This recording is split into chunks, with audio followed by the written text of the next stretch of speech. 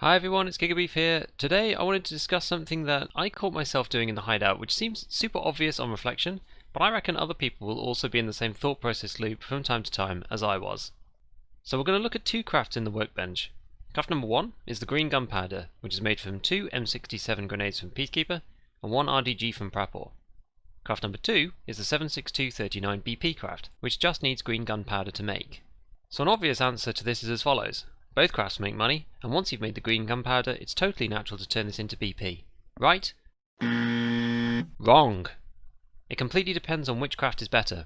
If the second craft adds no profit to the process, you're better off selling the gunpowder and doing it again, and vice versa, otherwise you're just losing out on opportunity cost. Let's check it out. M67 grenades can be bought from Peacekeeper 2 after finishing Spartor 2 for $85 each. RDGs can be bought from Prapor at level 2 for 5,786 rubles.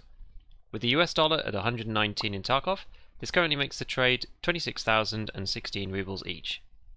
At this time, Eagle Gunpowder is selling for about 60k, so this is a profit of 30 grand after you've paid the 3.5k flea market fee. BP rounds are currently 850, and although they fluctuate a bit, this gets you to around 100k rubles, as you can make 120 for a profit of 40k. Remember, the gunpowder is selling for 60 if you buy it. However, an element that is important to notice here is that the gunpowder craft takes 1 hour and 37 minutes, whereas the BP craft takes 2.5 hours. This means that the green gunpowder craft only takes 65% of the time of the BP craft, and so the equivalent profit for the same time period is 46,000.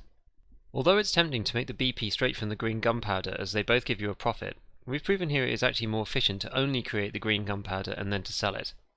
But I hear you ask, oh, but I use the BP rounds myself, and so it makes sense for me to make them.